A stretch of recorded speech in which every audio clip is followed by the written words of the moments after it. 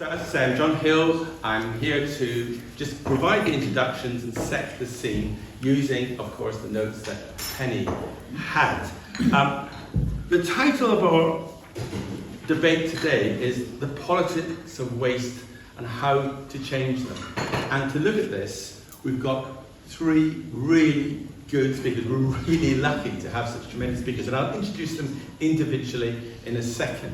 But I want to just frame this by giving you a few notes from what Penny said on this. And if you've read her article in the Hexham Debates, the article that was written about the Hexham Debates, this is what she said.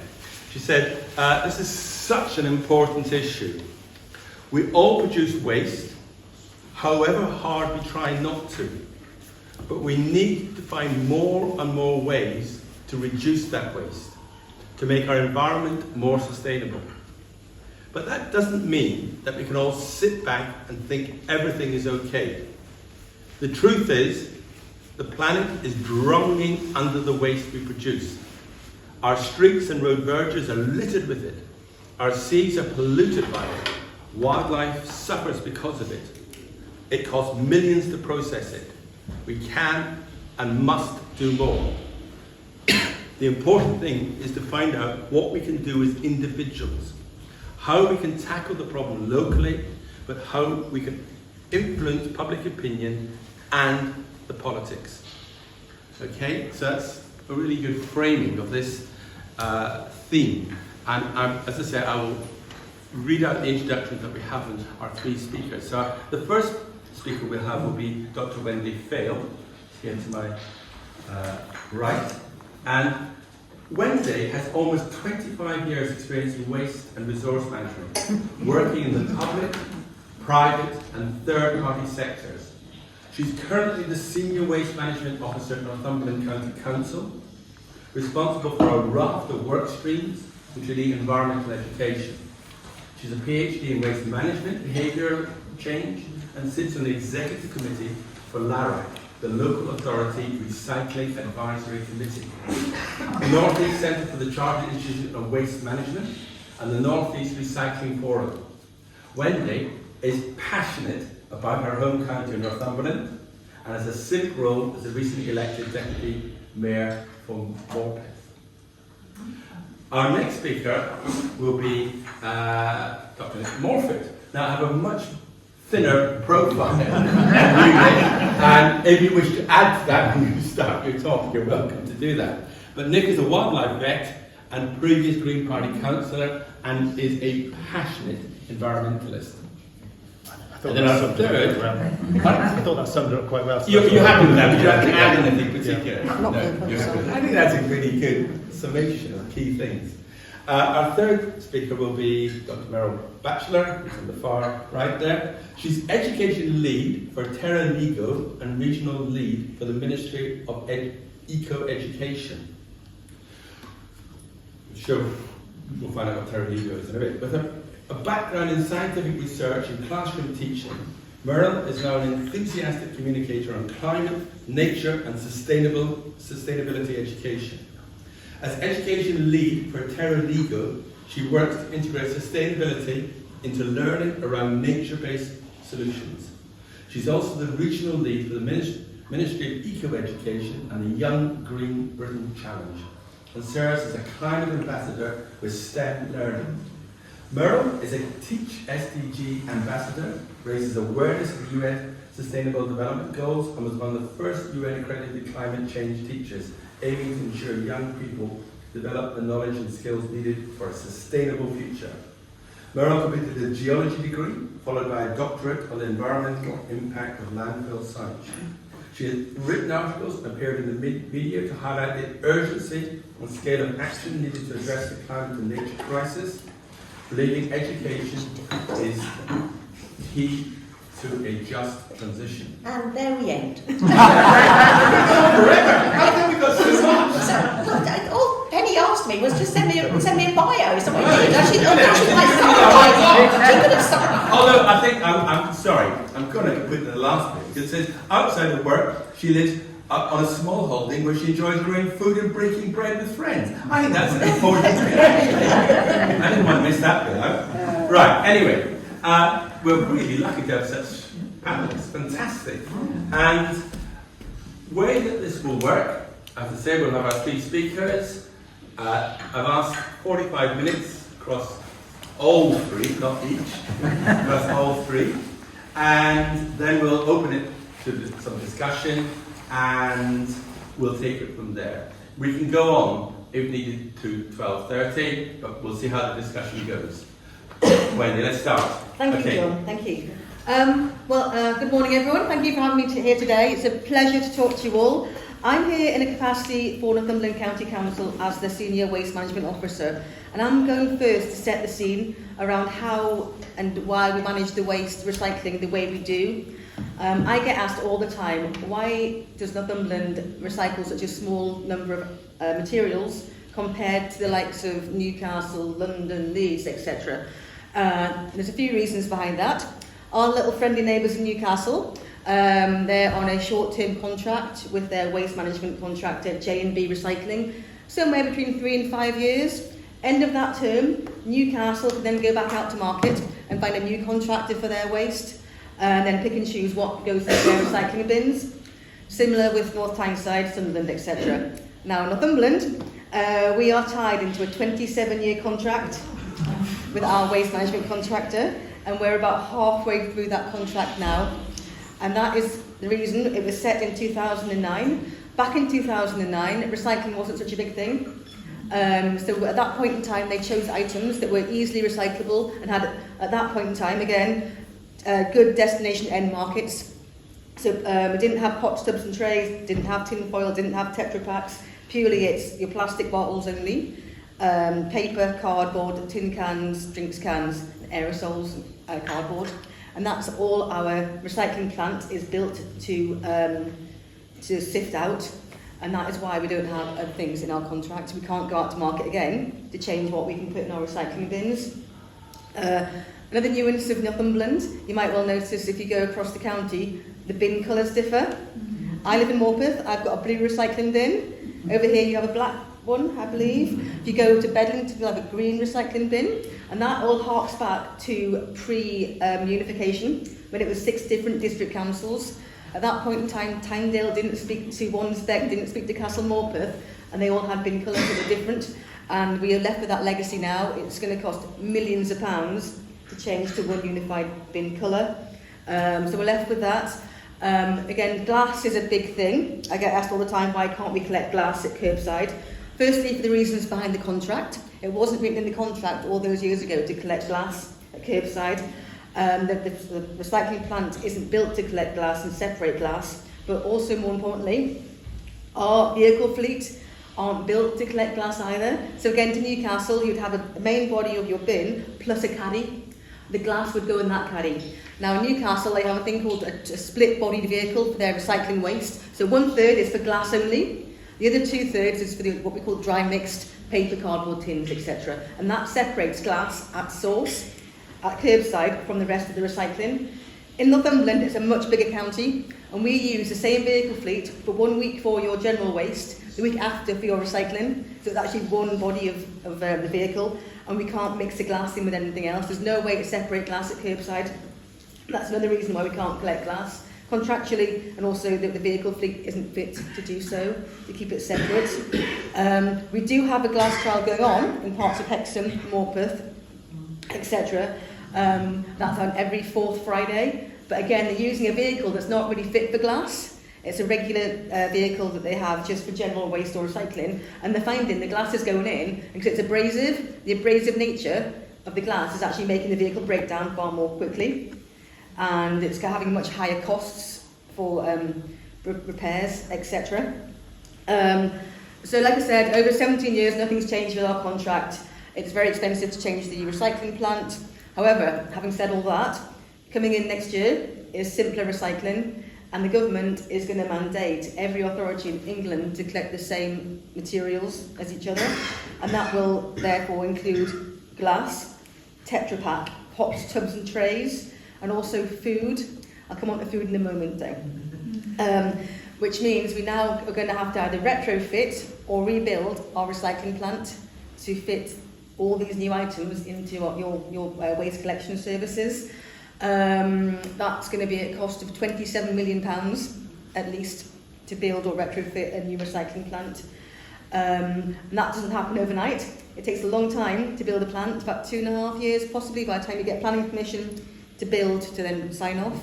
So that's coming in from next March. I'm not going to say again from the 31st of March next year we're all going to have a brand new set of bins and all going to be able to put things in. We're not. It's going to have to be phased out over the course of the year. Again, with procurement, we're going to need new bins. The government, talk about politics, national government would like us to see a 4-bin system.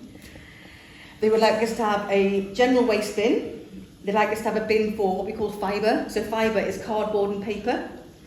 Also a general recycling bin for what we call dry mix, so pots and tubs and trays, cans, etc. Then also a food waste bin. That's a 4-bin system, which sounds wonderful if you have a big house and a lovely big garden. If you live in, say, the likes of Ashington and a pit road where you've got minimal space, where are these bins going to go for a start? And also procurement. Every local authority in England is doing the same thing right now, and there's a massive backlog on the ordering systems to get these bins. Food waste, we have been given money by national government for food waste, but it's not enough to cover the whole county, unfortunately. We're about £1.9 million short to cover the entire county. They've given us 2.9 million off top, I think, round about that, and that's enough to service 90,000 households. And we have been signed off just of last week to roll this food waste out to 90,000 households, but in South East Northumberland, not the West or the North. That is because economies of scale, the most number of houses are in that area. And politically, again, it's very sensitive. And I appreciate that some people will be disappointed that they can't get food right now, but hopefully it will be coming. Again, with food, once you take food waste out of general waste, it actually becomes under a different law. It becomes animal byproduct. And once it comes in the animal byproduct law, it then has to be carried separately. It can't be carried in a vehicle with sort of drainage holes in. It has to go into a sealed unit.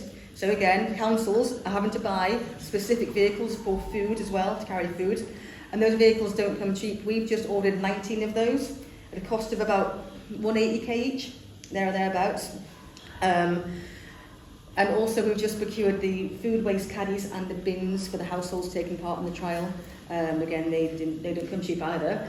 Again, the backlogs. We did get our order in on time. Colleagues in different authorities haven't got their orders in yet, and they're going to be way behind schedule on food.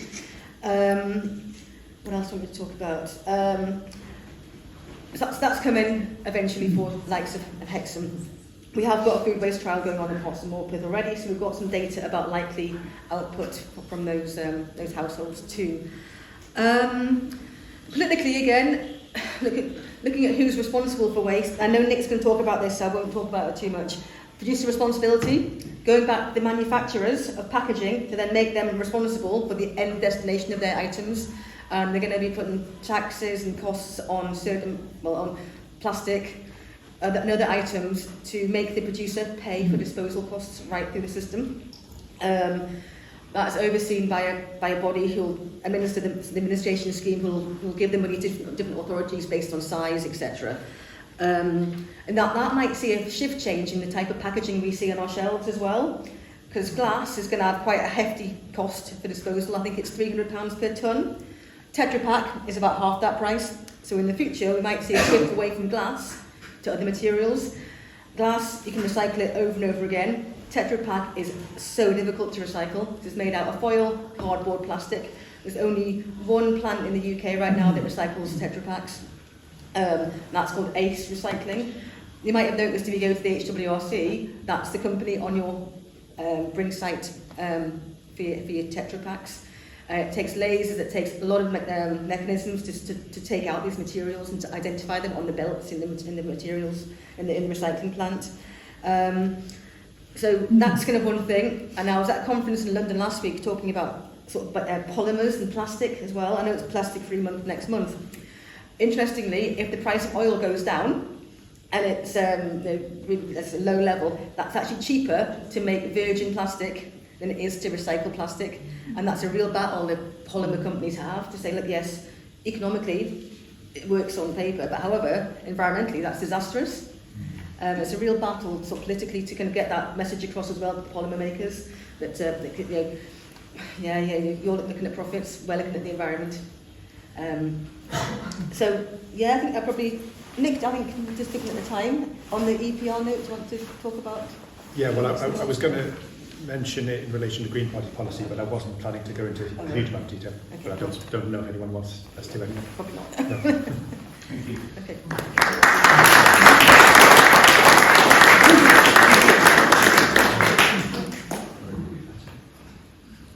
Okay, so I've been asked to talk about Green Party policy on waste. So there's quite a few pages of Green Party waste policy on the Green Party website. It's actually quite out of date, unfortunately, but most of it is still very relevant. And our new chief executive was the chief executive of RAP for 2 years, so I've got a feeling that the Green Party's about to sharpen its thinking on waste and hopefully update the policy on the website.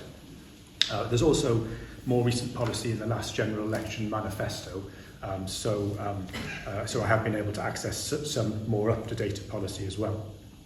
So I've got plenty to tell you about. As you'd expect, the Green Party's waste policy is centred around important principles like the concepts of a circular economy and the waste hierarchy, reduce, reuse, recycle. And I'll try to split the policies down into things that the government is on board with and things that the government's not on board with yet, but needs to get on board with. So starting with Green Party policies that the government is on board with. The Green Party would like to increase recycling rates and reduce contamination of recycling streams. And as Wendy said, there is something called simpler recycling, the simpler recycling scheme. The previous government came up with that in 2023, I think, but perhaps lost its nerve a little bit and didn't roll it out as quickly as it could have done. But the current government has picked up the pace and is rolling it out now, and has already paid local authorities some of the money they'll need to do it, although, as Wendy said, not enough, unfortunately. Wendy did say that the Simply Recycling Scheme instructs local authorities to collect paper, card, metal, glass, hard plastic and food waste by next April, by the 31st of March next year. And then the year after, they'll be instructed to start collecting soft plastic. That's by 31st of April 2027. So that's all very much in line with Green Party policy. Another Green Party policy is that we believe that home composting is better than food waste collection. And the current government does seem to agree with that. I've read that it recommends that local authorities promote home composting of suitable food waste. So I think we're all in agreement on that. I did find some older Green Party policy that talks about charging retailers what they call a recovery charge on packaging material, which is then passed on to local authorities to help them cover the costs of processing it. And that, to me, sounds very much like the extended producer responsibility on packaging that Wendy mentioned. And that was introduced by the previous government, and the current government are running with it. And local authorities are expecting the first payments as a result of that in November. So again, I think we're all in agreement on that. The Green Party believes in banning unnecessary disposable products. And again, I think that this is something which we're all pretty much on, speaking from the same hymn sheet on. The previous government had a reasonable track record because it banned plastic straws, stirrers and cotton buds in 2020, and it banned plastic cutlery and polystyrene food and drink containers in 2023. And the current government seems to be on board because it banned disposable vapes on the 1st of June this year. But neither of those governments has dared to ban other things like plastic carrier bags, which many other countries around the world have banned. They haven't banned polystyrene packing chips, which I'm sure you're aware we don't need because there's so many more sustainable alternatives. They haven't banned plastic cigarette butts, presumably because they're afraid of the power of the tobacco industry. They haven't banned disposable nappies, and maybe that's because they're afraid that parents will have a backlash from parents. I don't know. They sound quite convenient. So then moving on to things that moving on to Green Party policy that the government is a bit less fully on board with. The Green Party's been calling for a deposit return scheme for drinks containers for many years. The previous government did commit to the scheme way back in 2018, but in 2022 it decided to exclude glass bottles, which was disappointing. And then in 2023 it made Scotland drop glass bottles from their deposit return scheme. And then in 2024 it put the launch back from this year to 2027. So that was all quite disappointing. And also the current government hasn't reintroduced glass or allowed Scotland to reintroduce glass to their deposit return scheme. So not much, so the current government doesn't seem to be doing much better either. Also, the containers which will be returned through the deposit return scheme are going to be recycled rather than reused. And that is a flagrant violation of the waste hierarchy: reduce, reuse, recycle. And that's certainly not in line with Green Party principles. There isn't anything about reintroducing glass to the deposit return scheme in Green Party policy, but that's because it was written before glass was excluded from the scheme. And the Scottish Green Party and local Green Party groups in England are lobbying for it to be returned to the scheme. And if glass was reintroduced to the scheme, then it would be very suitable for reuse rather than recycling. So hopefully we'll see some movement on that at some point. Another Green Party policy that the government's only partially on board with is the imposition of a minimum recycled content on suitable products. So I don't think Wendy mentioned this, but the previous government did bring in a tax on plastic packaging with a minimum 30% recycled content in 2022, which is called the plastic packaging tax. And it did promise to consider raising the minimum recycled content above 30%, but it never did. The current government did increase the tax rate, but only in line with inflation on the 1st of April this year, but it didn't dare to raise it by more than inflation, and it didn't increase the minimum recycled content. There have been calls to increase it to 50%, but it didn't take the opportunity to do that. Like I said before, Green Party waste policy is built around the waste hierarchy: reduce, reuse, recycle. And although the previous government and the current government have talked about the importance of the waste hierarchy, other than banning some disposable items, I don't think there's a lot of evidence that they really mean what they say. So, for example, the deposit return scheme, the plastic packaging tax, extended producer responsibility and simpler recycling are all about recycling rather than about reducing consumption or reusing what we buy. So we definitely need to push the government harder on that. We mustn't let them forget about the waste hierarchy. And incidentally, Harriet wanted me to mention this. Reuse isn't just about that. Sorry, that's the new chief executive of the Green Party. Reuse isn't just about reducing waste. It's also about creating jobs. A circular economy would create huge numbers of good jobs, additional jobs, and that would help to boost employment, and it would also compensate for job losses to AI. So, reuse is important for many reasons. So then let's move on to Green Party policies that the government isn't at all on board with yet. The Green Party would like to see no residual waste being burned to make electricity from energy from waste plants. Now, I used to be on the fence on this one because electricity is a useful product, a very useful product. But I always had concerns that the number of huge energy from waste plants was encouraging people to consume more and to produce more waste. And then last October, many of you will have seen there was a BBC report explaining that energy from waste generates as many greenhouse gases per kilowatt as burning coal does. And we don't burn coal anymore in this country, so energy from waste is producing the dirtiest electricity in the UK. So I think that finally put me off. So I'm on board with Green Party policy on that now.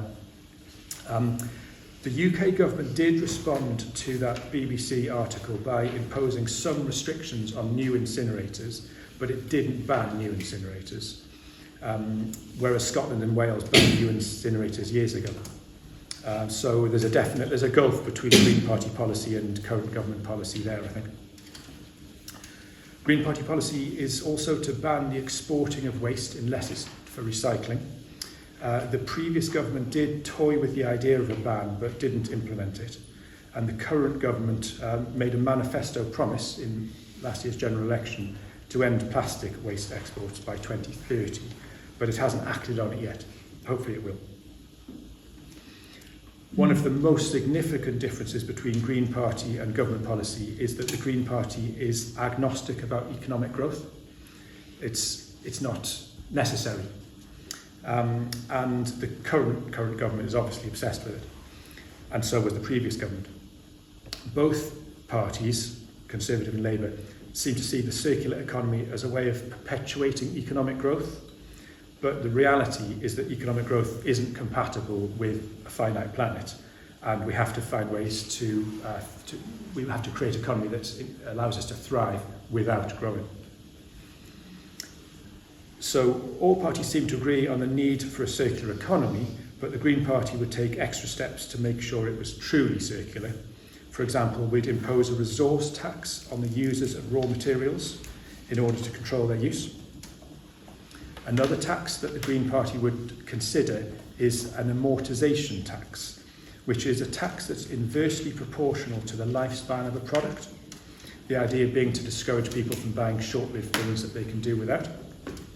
And we could come back to talk about Green Party tax policy later if you want to. The Green Party would also push for a right to repair, which would require manufacturers to make their products repairable. The previous government brought in a right to repair in 2021, but it only applies to certain goods. It doesn't put a cap on what manufacturers can charge for spare parts. And it's only available to professionals. And manufacturers don't have to make spare parts available until a product is 2 years old. So it's fairly deeply flawed, and the current government haven't done anything to improve the situation yet. We can push them on that. The Green Party would also increase fees for the disposal of builders' waste, which is because construction is by far the biggest driver of material use. Would also promote usership over ownership. For example, we'd promote car clubs, so fewer people need to own a car, and we'd promote tool libraries, so fewer people need to own their own tools. And then finally, there's a couple of things I'd like to see added to Green Party policy. One is better regulation of claims that products are compostable or biodegradable. These products, they're getting more and more common, but they can't be easily recycled, and many can only be composted in industrial composters. Wendy might be able to add something to this conversation. So there's nothing very sustainable about them. And in fact, when the government raises the extended producer responsibility fees for particularly harmful and hard to recycle products next year, one of the products which they're going to hike the fees on is compostable and biodegradable plastics. So they clearly consider them to be a problem. They are a problem. And then finally, I'd like to see more local authorities enforcing the simpler recycling rules by fining households for repeated contamination, only for repeated contamination of recycling streams. Local authorities do have the power to do this. Yeah, Wendy will have something to say on that. Bristol, Reading and Cardiff are already doing it, and Northumberland could. And that's all I've got to say on Green Party policy.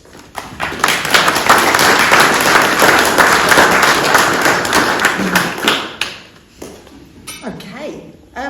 Hello, thank you so much. I'm so pleased to be here. I grew up with the generation of the Wombles, and the Wombles of Wimbledon told me that, we'd make good use of bad rubbish. And actually, all rubbish, anything that's wasted in our world is bad rubbish. And so if we can make good use of it, that was an early lesson to learn.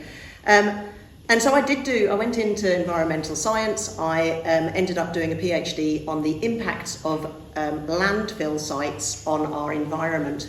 And one of the things I did was we drilled through the landfill sites to see what was going on in the rubbish and then into the geological substrate below, the clay below. And I was digging up, and it was only a 10 to 15-year-old landfill site, and disposable nappies had just come into being used back then. So, you know, these nappies would now be around about 60 years old or so.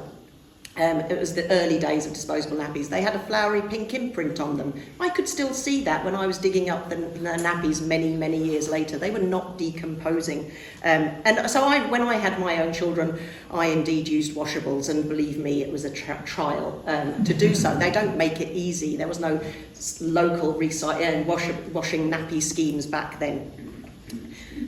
But waste is a political issue, and it's a social issue because it's got serious environmental, economic and public health impacts. And so we should be very concerned about the waste we produced. The fact that you're here, I know you are, so that's delighted to see so many people. Because it seems that humans are particularly wasteful. No other animal species produce waste. You know, things die, they get composted, they get recycled, they get reused, they, you know, dissolve and then get reborn into something else. Humans like chucking things out. And because consumption and population is growing, then the problem is growing. I'm not going to repeat an awful lot of what Wendy and Nick so eloquently put into place, but we do, in Northumberland, we recycle about 35%. It's gone, it went down, it went up, and it's sort of like levels around about a third of our waste. Our target is something like 45% from next year, yeah, from 2026. So that's a big leap from hovering around 33% for many years to suddenly going up to 45%. Good luck, Wendy. I'm retiring. So, and Nick's absolutely right that you know, energy from waste is not clean energy, and only about 8% of Northumberland waste goes to landfill now. Most of our four last year, so even less. So, but that means more is going to energy from waste plants, which I wouldn't want to live near one, so not in my backyard. Thank you. And then they go to Teesside, bless them, because they just have less public voice. And anyway, so there is public resistance. People don't want to necessarily have 4 bins. There's confusion about what we can recycle. Should I put my yoghurt pot in? Should I not put my yoghurt pot in? Wendy, bless her cotton socks, has come into my school on numerous occasions to tell the kids what can go in the recycling bins. And the next day, needless to say, there's the paper towels and all the rest of it that shouldn't be put in the bins. You know, it's hard lessons to understand. You know, if you've got a pizza box and it's got a bit of oil on it, really, it probably shouldn't be recycled. And so then you've got the problem with, you know, contamination. At what level do you say it's contaminated? Anyway, so it's really confusing and it's difficult, and there's so many different materials that we use. There's something like 100,000 different types of plastic that can be used, and we can't recycle a lot of them very easily at all. So I'm all about sustainability. How do we live sustainably on our little tiny pale blue dot of a planet? So Sustainable Development Goal number 12 from the United Nations is all about responsible consumption and production. And it's based around this idea of a circular economy. We could talk a whole day about circular economy and how it might, you know, how we can envisage it potentially, but how we can achieve it is another matter entirely. Because we want to start eliminating the waste we produce, which goes in total contravention of what we're actually doing. So the Circularity Gap Report, which is well worth reading if you want to be very depressed, from last year at least, said that 28% of all materials humanity has consumed since 1900 has been in the past 5 years. We are using more and more and more of Earth's materials, which means we are producing more and more and more waste, which is the problem. We like to buy things, we like things, you know, stuff is just, and there's more people and there's more people, you know, anyway. So we're accelerating our resource consumption, and at the moment I think we're living in the UK, we're using up at least 2 planets worth of our resources. So it's not sustainable, and that's my problem. Sustainability isn't really mentioned in the national curriculum, so as a teacher it's always been quite a challenge to put it in. 90% of the UK's materials comes from virgin sources. 80% of these materials are extracted abroad. out of sight, out of mind. We use more of our fair share, so we're using at least twice, about 15.3 tonnes of materials per person per year in the UK, and that's double what it should be. Over the past 5 years, the number of discussions, debates and articles relating to the circular economy have tripled, in spite of the fact that the circularity gap has, the circularity rate, has fallen from 9% to 7% over the past 5 years. We are becoming less circular. So the use of secondary materials, recycled materials, is going down. And plastic is everywhere. We now know it's on the top of Mount Everest and the bottom of the deepest ocean trenches. Microplastics can be found everywhere. We have polluted our planet beyond the point of fixing it easily. Virgin plastic is cheaper, which is a problem, so only 9% of plastic produced has ever really been recycled effectively. I don't know if Wendy can correct me on this, maybe in a moment, but in the UK, 54% of our plastic packaging was processed in the UK, collected. 54% was then sent overseas, out of sight, out of mind.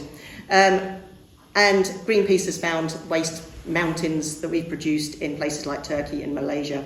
And it's because recycling is such a confusing issue with all of these 100,000 different types of plastic.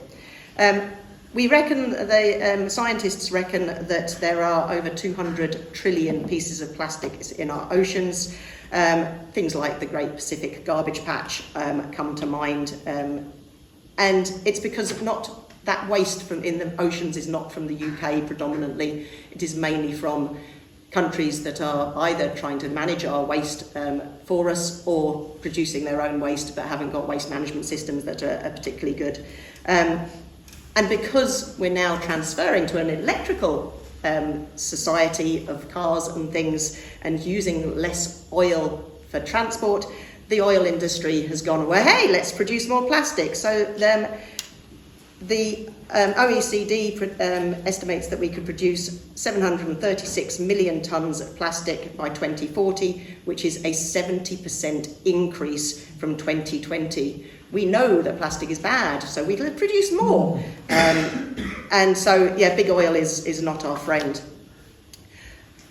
Glass, aluminium, paper, even getting towards e-waste, we're doing some reasonably good jobs. You know, e-waste is a serious concern. Everybody has mobile phones. I sat next to someone on a train yesterday coming back from London, and he had 3 mobile phones with him. I have no idea why you'd want 3 mobile phones. To be honest, 1 is enough. But even to the point of things like fast fashion, you can see the waste tips in Ghana and in the Atacama Desert, piles, billions of tons of waste fabrics, materials, items that are brand new with tags if you want to go and collect them. And food waste is, again, a problem. Composting is always the answer. So this is why I'm now in education. I was a scientist, and it's like I have to share my passion, my joy for trying to push for change. And education is a big, big part of the answer. I'm really pleased that I get to see Wendy going into schools and working with young people to try and encourage them to be the change. They can form these ripples that go back to homes and say, no, you can't put that in the recycling, or we shouldn't be using that in the garden, it's a pesticide. So we do need to start thinking about buying what we buy, and is it disposable, or is there a sustainable alternative? And it's not just about bamboo toothbrushes. It barely appears in the national curriculum, so young people are not getting educated by this unless they have a particularly passionate teacher in their classroom.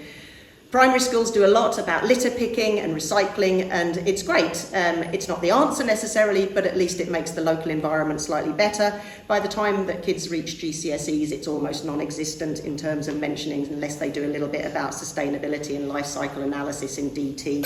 Oops, sorry, that's me. Oh goodness, I've gone over time already. I didn't know I need to do this. So I will rattle through the last couple of bits.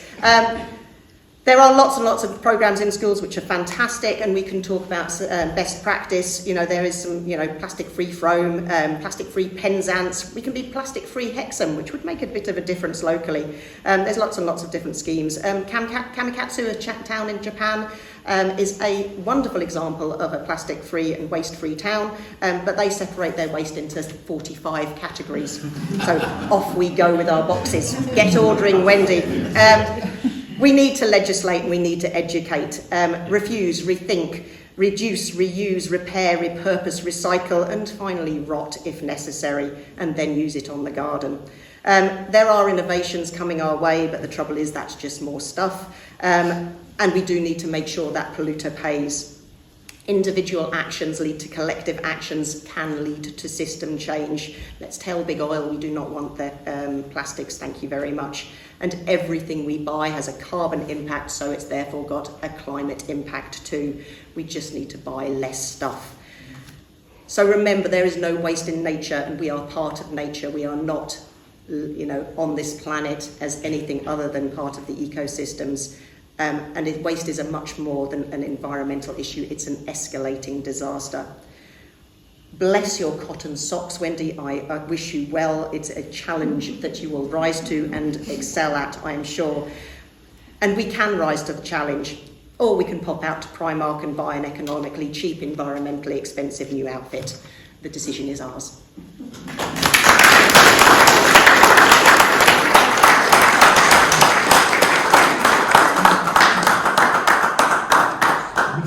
Fantastic, absolutely fantastic. 3 brilliant speakers. It's so good to have from county council and politics and from education. I couldn't do the start though. I had to go at the end.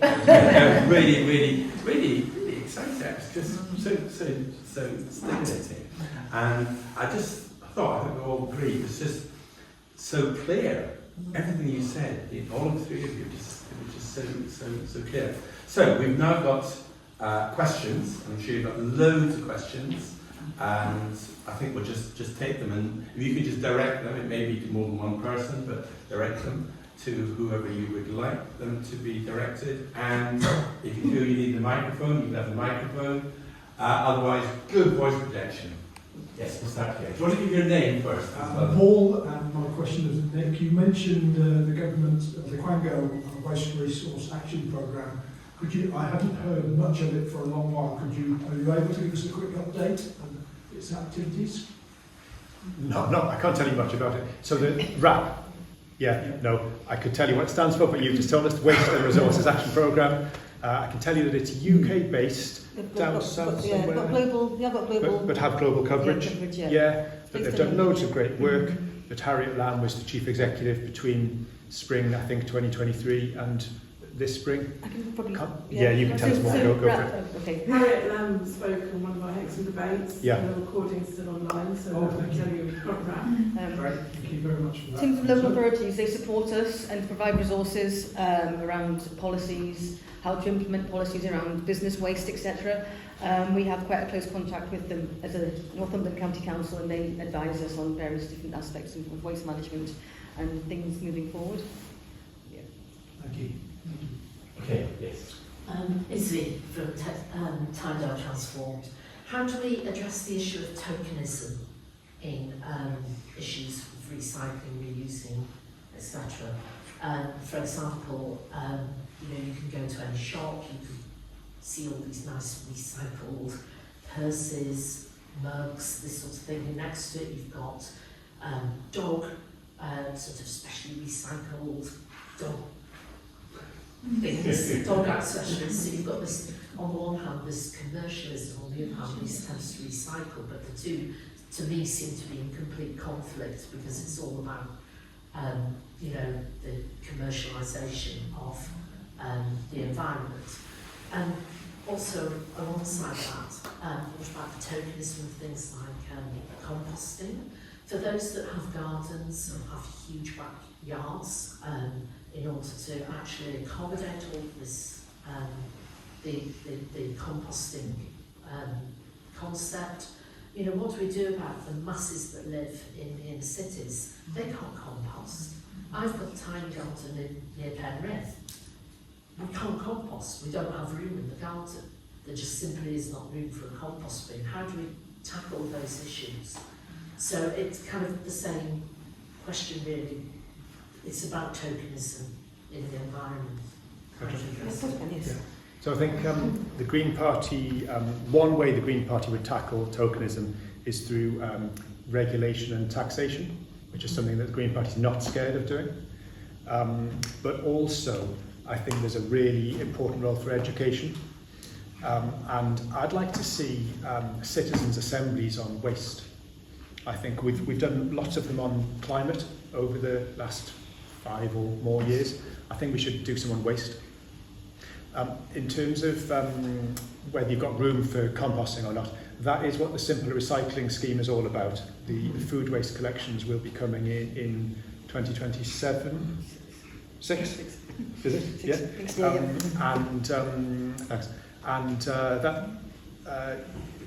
The local authorities have to offer them to every household, but you don't have to accept. If you want to compost, you can compost. If you can't compost, it'll be collected. There are some exceptions where local authorities have the autonomy to collect their food waste with garden waste. Say they have a garden waste collection system. If they have in-house vessel composting, they can collect the food at the same time as the garden waste. Northumberland can't do that. We send our food waste to AD, and our garden waste goes to windrow composting, and windrow composting is not compatible with food waste, so we can't combine the two where we are. Yes. I've got a composting question. Is it true that it's not illegal to do community composting? Because composting is more effective at larger scale.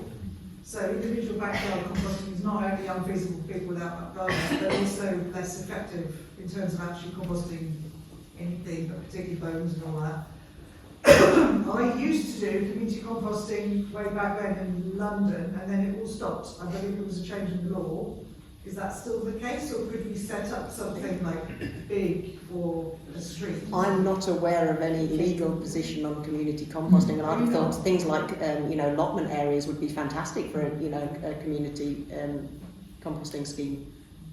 But it might be worth looking into. Do you happen to know, Wendy, I don't know, but if you want to contact me, I'll look into it and find out. I certainly know that the company that make hot bins do large ones for community areas. They do 11, I think it's 1,200 litres, possibly a big hot bin, and they're specifically made for allotment community areas. So I don't imagine they put the investment into making those vessels if they weren't legally valid. But yeah, I've not heard of it like yourself. I've not heard of any change of law to do with community composting. And it's interestingly uncommon, isn't it? Mm-hmm. Do you know of any in Hexham? Does anyone know of community composting in Hexham other than perhaps on an allotment or something? Because you could chuck it all in together. Not in Hexham, but I do believe that over in East Northumberland, there's ones in Ashington and Blythe area, and certainly think they do go on. Yeah. Interesting. Yeah. Thank you. I'll check that. Yes, lady in the back. I'm Bridget. Can I ask a rather basic question about composting? Because you're saying that home composting is actually better than putting it in a bin, and we do our own composting. But I have a real anxiety about cooked food and rats. Yes. And in fact, my son, who lives in London, has a real problem about what to put in the compost bin that will not attract rats. There must be, how do you deal with that? Because, and if you're just saying compost everything, food waste is better composted, surely cooked food is not good composted. What do we do with cooked food?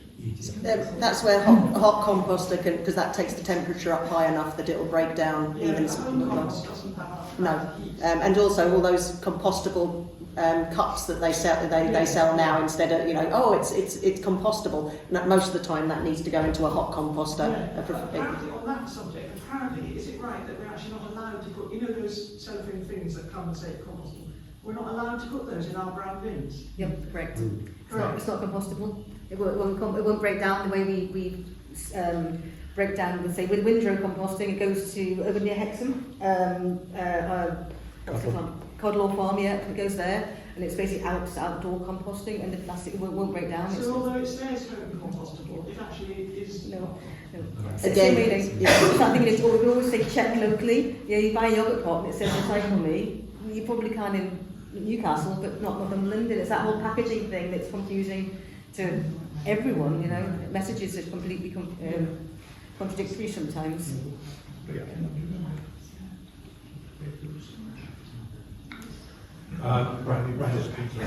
Just a quickie, rats problem. We found that if you put plenty of coffee grounds in the bin, the rats don't like it. Okay. Thank you. Hi, Phil Coulthard. Interested in what you have said, so much for that. My problem with the green issues, I think, is in the circular economy. It's something I picked up from this donut economics book, where she's pointing out that in terms of growth, Labour, Conservatives, and everyone else says we need growth. Unfortunately, when you look at the growth curve, 85% of that seems to come from oil. They couldn't quite understand why human ingenuity wasn't producing the growth, and why they've got an 85% deficit. It turns out, when they looked at the sums, it was oil. The question is really, how do we decouple growth in such a way that we find a way to be agnostic towards growth? I agree with that. But how do we compensate for that 85%? The government needs to be able to produce all the other things, NHS, education, councils, wages, etc. So, the question, how do we present that as a positive and not as a negative? Non-direct action in the streets. Or because actually, to try and stop big oil, they are lobbying our governments. You know, I'm pretty much apolitical. My heart's green, but I'm not a member of a political party. But in terms of trying to drive an economic seismic shift from where we are, and let's face it, big oil has got us to the point where we can live reasonably comfortable lives. We have a good NHS. You know, those profits have been really important. But now, the big oil companies knew about climate change decades and decades ago. And we're heading at the moment to a 4-degree temperature rise. You know, we're over 1.5. We've blown it. We're heading for 2. If we don't do something really fundamental very quickly, we're heading towards 4. I've got children. I'm terrified of 4. So in terms of separating us from that economic, what we're used to, it just has to be something absolutely fundamental. And so, much as the Conservative Party want to try and continue that growth, the Labour Party want to try and continue that growth, my heart goes towards the Green Party because they do have an economic model that would suggest, based on donut economics and things like that with Kate Raworth, that there are ways forward that we can take that will transition us away. But, the big oil companies say that they're going towards renewables because economically and environmentally that is the way forward. But actually now they're scaling right back from that. They're ramping up oil production. So I think it just has to be some groundswell movement, but I don't see it happening. And it's worrying how long we can just try and keep walking in this direction without taking a huge change in tactics. But our leaders, Labour Party, Conservative Party, over the last 20 years, 30 years have failed us. Because actually, even Margaret Thatcher was talking about climate change a long time ago and saying that we need to transition away, transition towards, clean energy. But I haven't seen it happen in my lifetime. Thank you for your passionate response. No one's mentioned regenerative, the word regenerative practice or redistributive.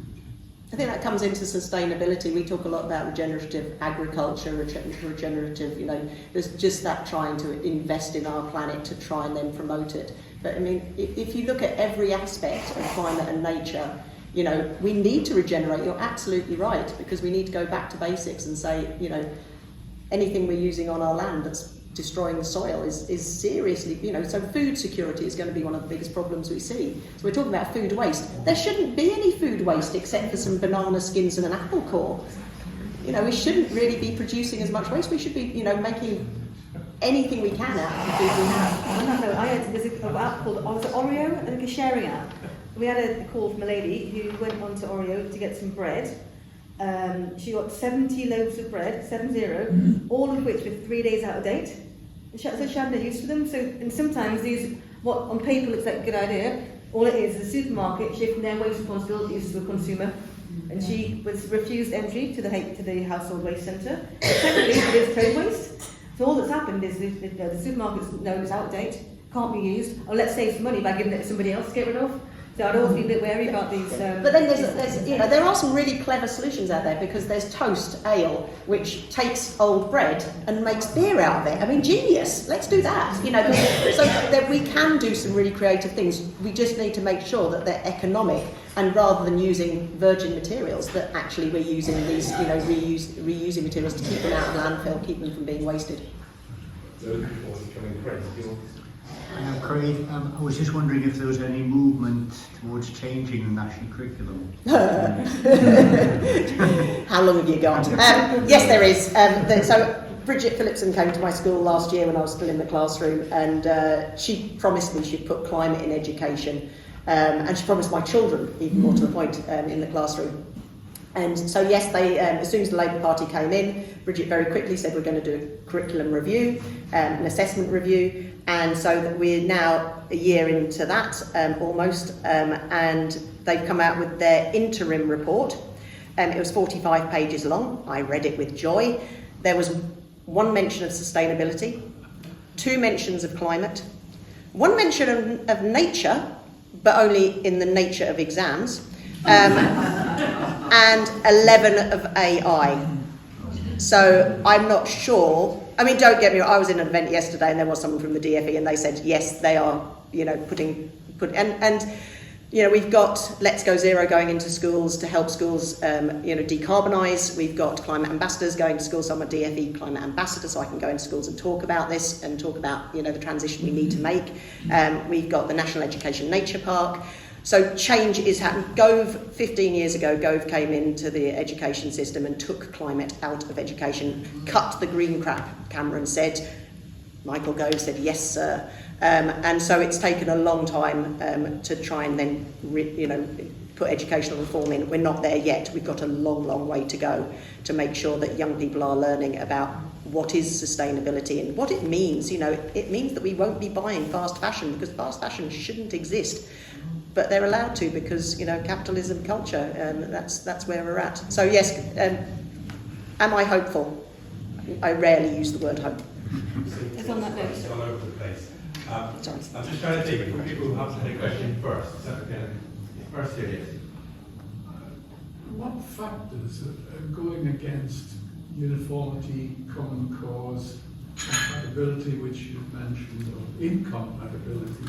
I mean, we managed to get most people driving on the left-hand side of the road. Surely, something with such a serious common cause, and yet time and time again we hear about, incompatibility in various forms. I mean, on a grand scale with incinerators and so on in some places and not in others. My daughter in Manchester's got 5 bins. I've got 2. So what is it that's mitigating against that kind of Short-term politics, we work to 5-year plans. We could get somebody else new in. Let's face it, our county council's recently now split pretty much between Reform and Conservatives. That's going to make even more, decision making even worse. When it comes to the national curriculum, that's a central government issue, and they aren't making necessarily the right decisions about, ensuring that we're putting the best policies in for people. It seems to be profit over planet. Even so, the National Waste Resources Strategy was published in 2018. We're still sitting here 7 years later, and it hasn't really moved much forward. It is coming this year, next year, but it's just taken so long. Like I say, it's that 5-year cycle: politics, change, ministers, discussions, local politics. Cut the green crap. Cut the green crap, yeah.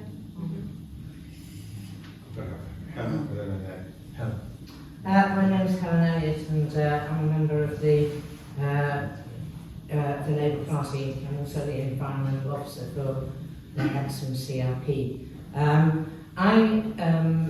have worked in education, and certainly when I was in education, climate change was part of the curriculum. I remember it coming out. But I also feel that it's not just a question of educating young people. I think we also have a need to educate old people. I appreciate that in here we've got an older audience, I'm aware of that, but everybody who's turned up here is already to some extent on board. And I've been to quite a lot of events where people have been, you know, the people who've turned up are on board, they're interested, they want to know more. But there are an awful lot of adults throughout society who aren't actually on board and who really don't have very much in the way of, it's not on their radar particularly. They're able to travel under that radar. So thinking about education, would it be reasonable to try and introduce some kind of education in the workplace?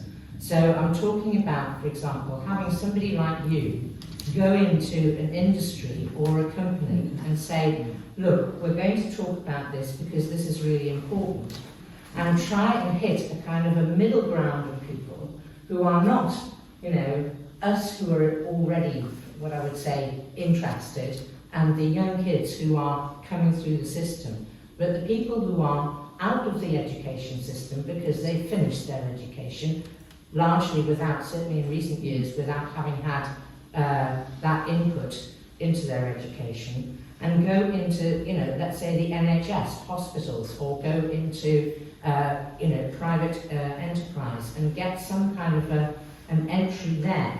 Because, as you say, I think what we need to do is increase the groundswell on demanding change. Because when people are, you know, in huge numbers, they are supporting a particular issue, they can affect change. I mean, just, you know, I'm also a member of Greenpeace and signed loads of petitions, but the ocean treaty is going through right now. And one of the things that the UK government has apparently just done, literally within the last few days, is agree to ban bottom trawling in 41 marine protected areas around our 30,000 square kilometres. Exactly. Now that was brought about with public pressure, but we need those people who are not yet engaged and don't yet sort of understand the implications to be educated. Absolutely. So if you go back to the 2015 Paris Agreement, one of the reasons that really kicked me into gear into trying to push for change was Article 12. And it said we will educate everybody on climate change, and I'm still waiting for everybody to be educated, you know, through awareness campaigns, you know, through workplace education. So it isn't just about, you know, educating young people, it's about educating everybody. And so, you know, where's that gone? You know, it's because international laws that, you know, we signed the Paris Agreement. It was a legal agreement, a binding agreement, but always, you know, national law takes precedent, and so it's you know, it's the governments being scared of how bad the situation is. They don't necessarily want to tell everybody because, oh my goodness, there might be a groundswell, they might demand change. So it is about all of us, each of us taking responsibility to sharing this, to sitting, breaking bread, having a chat, making it funny if you can, because it's a serious topic, but by bringing humour in. I was literally watching a climate comedian yesterday called Matt Winning, and he made it funny, and it was just like light-hearted chat, but trying to be the change, trying to go out and educate anybody. So everybody who understands how bad it is has a responsibility to, let's face it, I thought, you know, we used to chat and say, oh, well, you know, our kids might see some really bad stuff. No, we're seeing bad stuff. People are already dying. And it comes, you know, so the waste problem is, you know, it's absolutely linked into the climate and biodiversity crisis as well, you know. So plastic pollution is you know, causing all sorts of issues, but global warming of our oceans, that around the UK, just over May, it was about 4 degrees warmer in our oceans around the seas. And that affects all of the biodiversity that's used to, I mean, you know, we've had this Goldilocks planet for so long, and oh my goodness, our porridge is now getting far too hot. So it's about trying to connect with people on a human level, and sometimes when you talk to politicians, that's difficult because they have an agenda, they have, you know, companies, financial agreements, you know, we come back to finance, it's all about the money. You want to see where the problems lie? Follow the money. And so trying to decouple that, I have no idea. I'm a middle school teacher who's left the classroom because I was really upset that we weren't educating people enough, and I thought I could do things like this more if I had a bit more time. Let's talk about simpler recycling. There's actually no provision in the simpler recycling laws for education. There's been no money put towards it. So let's look at Northumberland. It's a county of about 5,000 square kilometres. The only person doing education around recycling is me. So yeah, like I say, good luck to me. And so if the things are changing and people can't do it right with 2 bins, how the hell are they going to do it right with 4 bins if they don't know what to do and they don't get told what to do? Going back to contamination. Contamination in recycling bins is a massive issue for the council, every council. To put it into perspective, and if people don't listen to messages about climate, they might listen to messages about money. Because this year alone, my department, NCC, is set to spend £300,000 extra money in disposal of waste that could be recycled, because it's so badly contaminated, it has to get incinerated. So that's £300,000, not from my budget, from every budget in the council, and that could go to adult social care, highways, schooling. So while the climate and waste message might not hit them hard, possibly the fact that their kids, I know their road's got a pothole, might, because that money is being taken off other budgets to spend on waste disposal that shouldn't really be happening. We get things like, I mean, in your recycling, we get things like nappies, dog waste, food, textiles. We had a World War II bomb, had a bath, anything that people can fit into a 240 litre bin. I've seen it, and it comes through the recycling plant at Westleigh, and people have to hand sort. What about batteries, which are more and more of a problem, and it's difficult to know where to take them? Batteries, Loads of them end up in bins. Batteries, everyone who sells batteries should have a battery container by law, under the WEEE regulations. WEEE stands for Waste Electrical and Electronic Equipment. They should, again, they're a massive fire hazard, as are vapes. We had a huge fire in Alnwick last year caused by a vape. One single vape, it got run over by the machinery and it sparked. I mean, imagine a big shed full of waste. It took 5 fire engines to put the fire out. So the knock-on effect on other services is massive, from something as simple as putting a battery in the wrong bin or a vape in the wrong bin. And vapes have come out of nowhere. They're the absolute bane of our lives in waste management, because no one knows what to do with them. And vapes come under vapes oddly come under social, like a law that's social and leisure laws, not battery laws, oddly enough, and that has a different regulation. Batteries can be collected for free from councils and buildings, vapes can't be. The vape recycler charges per tub, about this big tub, £200 to collect. And we do recycle them. If we, the local, let's call it tip, everyone knows tip, we have containers there for vapes, and they do go and get recycled at our company called Gap Recycling in Gateshead. However, it's all hand done. And you walk in, it's like a container, like a shipping container, and you walk in, it smells of like candy floss and bubblegum, because all the flavours of the vape, they get crushed, and the poor guys working there do it one by one. Then they sit down, they take away the filter, the battery, the wires, the plastic, and Gap Recycling, if you ever want to, I mean, it's amazing what they do at Gap Recycling. They try and recover and recycle as much as they can. And it's fascinating to watch, because it's something that's come out of nowhere. But they use precious metals, they use rare earth metals, you know, there's, You go on and on. So yes. Anyway, quick questions. Any more questions? By the way, I like your idea of workplace talks. I've worked for a lot of companies over the years that need a good talking to. I'd be more than willing. Well, I think the thing there is really that it's, you know, it would require, in a way, effort from you to get in there, or effort from individuals to get in there, rather than policy, maybe. So I actually work specifically in that area as a business leader, and there is no legislative mandate to act within the workplace for education. I work on strategy for business for climate impact mitigation as well, and it's a real problem. Until we drive it through legislation, there's going to be no framework for that. So I do have a question for Nick actually on that, which is, what's the Green Party policy on Scope 3 for implementation of the CSRD framework? Implementation of the European legislation. The CSRD framework is the framework for polluter pays strategy, which is currently being looked at for large global businesses, but not for any SMEs or smaller businesses. The UK government position is currently it doesn't have a framework or legislation for that. It is looking at it. It is essentially voluntary. There is another 4-letter acronym for the UK version. But the goal of it is to make downstream impacts visible from the metrics of business. So if you make a thing they are obliged to report the environmental impact of that action. That ultimately will lead to frameworks on targets and taxes. Does the Green Party have a position on that? Not that I read in my research, so I think it's probably something I'll get back to you on. I can speak to Harriet about that.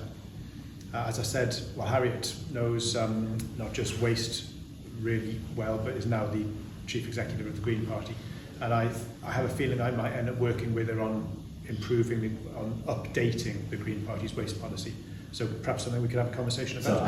So I'm busy talking next week at Cambridge at the Researchers Business School on the strategy for geopolitics. I'll happily engage with you on it. That's my husband. My God, we have some really terrible conversations at home. Yeah, but I just want to say that if you catch him on the way out, he's got a pair of jeans on and they've been patched. And that's it, we need to have recycled, we need to keep our clothing going as long as possible. In a bright colour so everyone can see. I think that's a robot one, it's terrible. But, it's whatever my daughter had. And we need to make it, rather than looking at someone with a patched pair of jeans and going, oh, God, scruffy, I look at him and think, wow, what a man.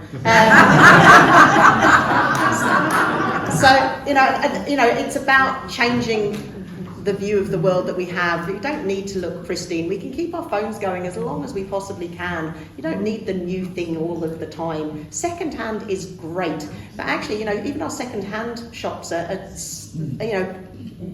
under the weight of all of the waste we produce. They can't process it all, so they chuck it out sometimes because it's just not, we might think, oh, that's lovely, but, actually, if it's not got value, then it's not lovely, and it might get shipped off to, a less developed country, but it might not. It might just end up in landfill. So, if you've bought something, you should know that life cycle analysis. Where's it going to? What's going to happen? Where did it come from? And what's its impact? If you ask me, one of the ways to educate people was rather than just put a cost on an object of an economic cost, it should have an environmental cost on it as well. It should have the embodied carbon, the life cycle analysis information, and we should educate everybody, workspace and in schools and in colleges, to say this is, the price, the cost of what you are buying. Are you sure you want to buy that?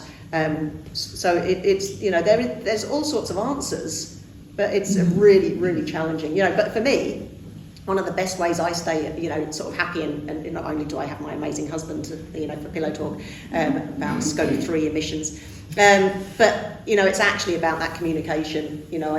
I like talking about it because it means that if people are listening, then maybe one or two of you will go back and think, oh, I was going to buy a new outfit for that wedding. I don't need it. I'll just wear something else, and I'll just put different bit of jewellery or something with it or something.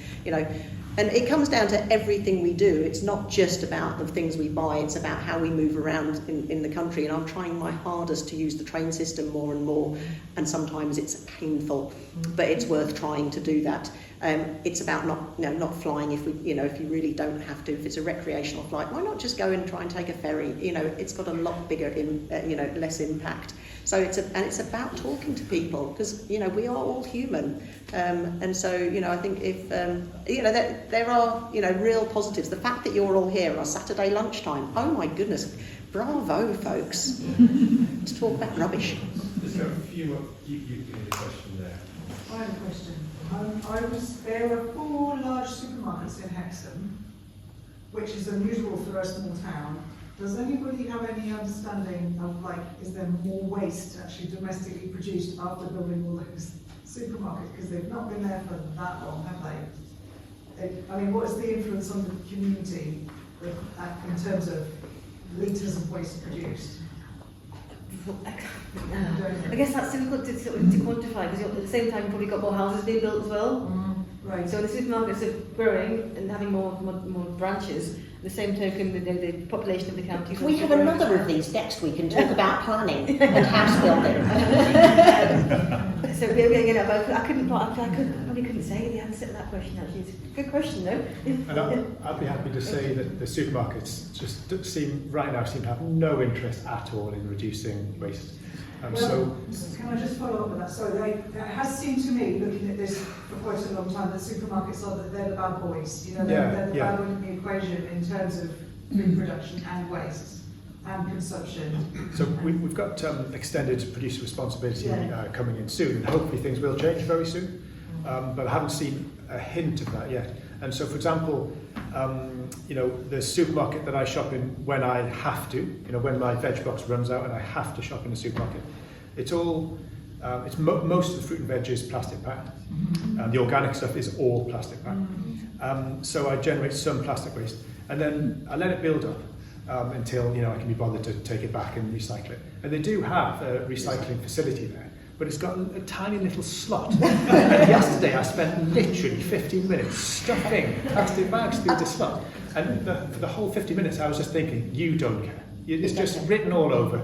The thing I'd say, we tried a couple of years ago, we tried plastic-free July.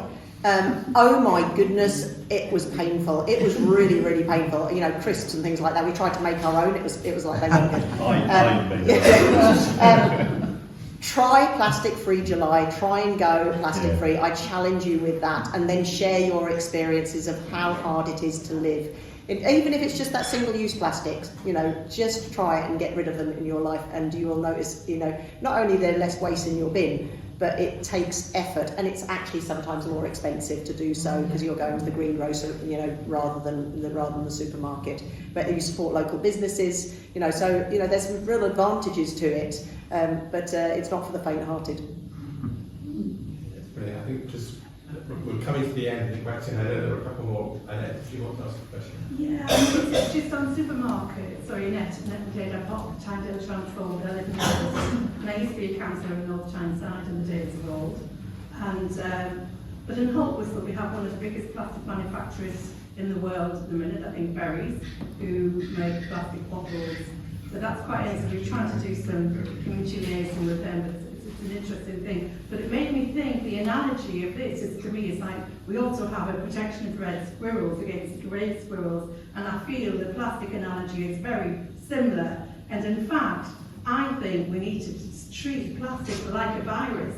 And if we did treat it like a virus, because it's now has such an impact on our medical, the health systems of the world, and it's a global economic thing. If we had it like COVID, which it is, when you think about all we're doing is trying to protect red squirrels, and we talk about all our things which are multiply important, but they're not in the end going to save red squirrels. I like that. I like that analogy. So we do need to maybe look at it in a different way globally, and have, as we did with COVID, you know, have.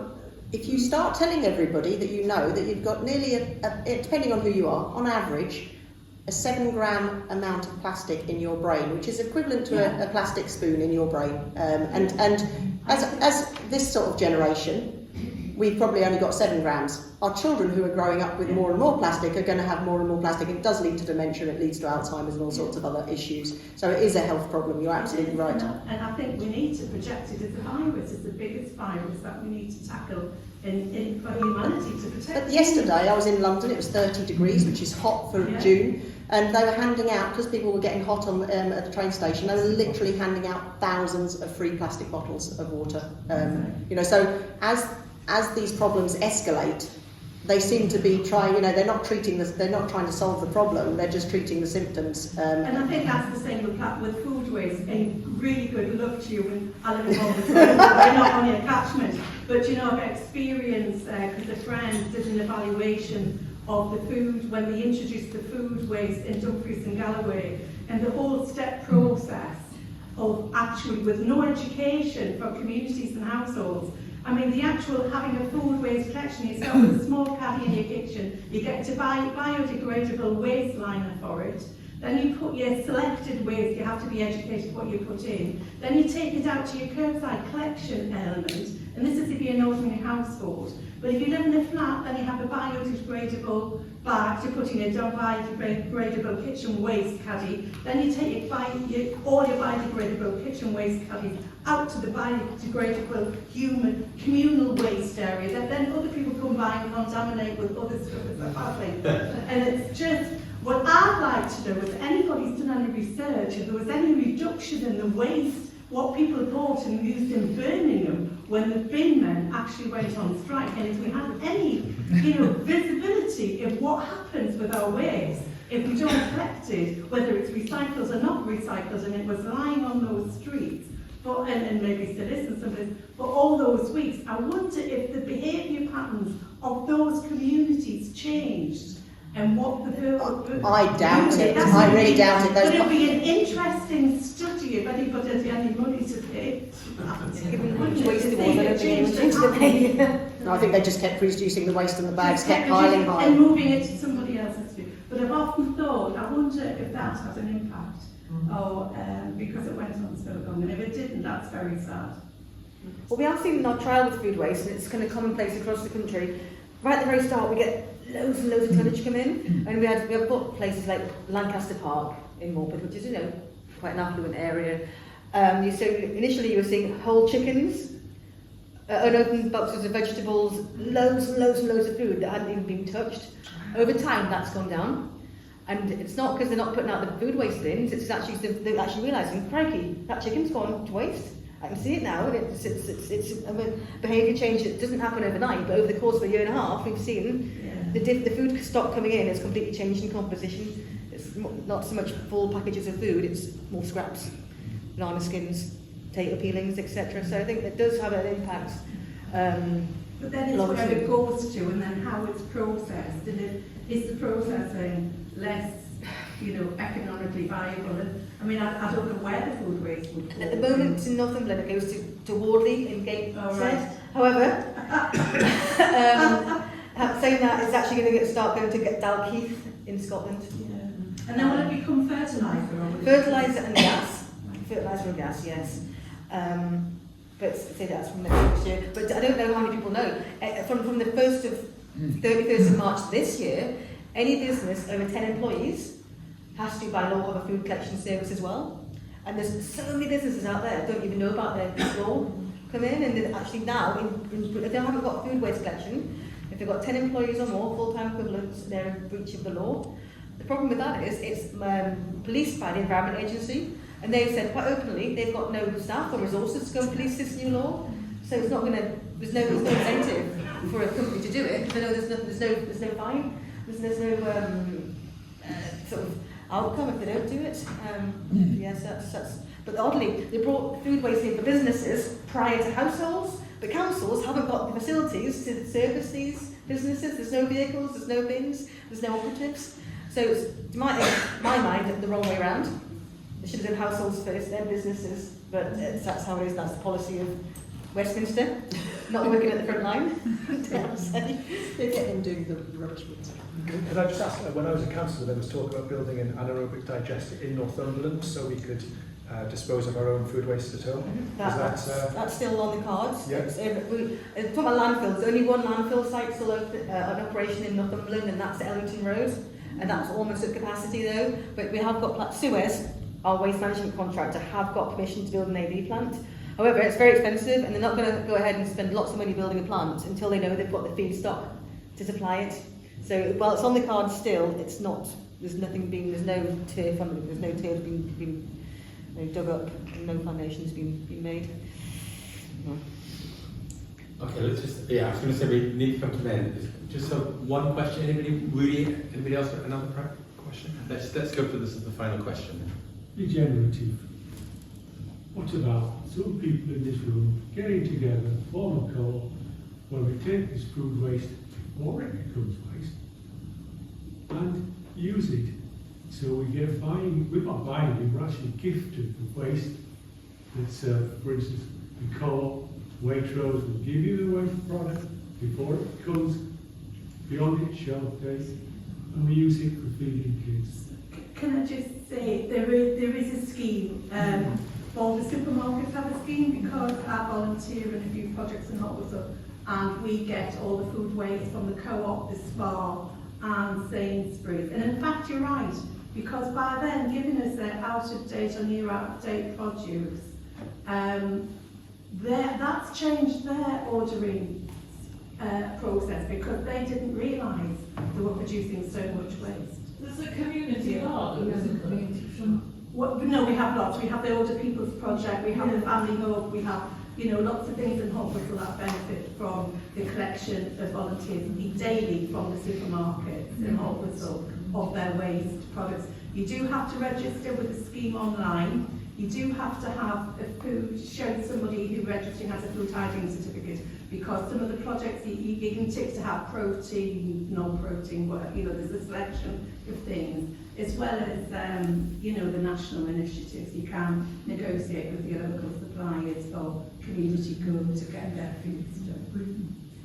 Just in case people didn't know. So if you are involved in charitable endeavours or community endeavours, there are those schemes. So perhaps we need to check. Perhaps we need to check that every supermarket in Hexham is on board with this, and no food waste is I think that getting wasted. aren't they? Yeah. You should be able to register with them. Yeah. There are sorts of things you can do with banana skins even, so maybe we can just go for the no food waste option. Beer, bread and beer is my favourite so far. Rather than keep slipping on them and reduce the same mistakes over and over again. Capitalism. Right, thank you. We've reached 12:30. We had an amazing time. I think we want to give a huge thank you to our three speakers.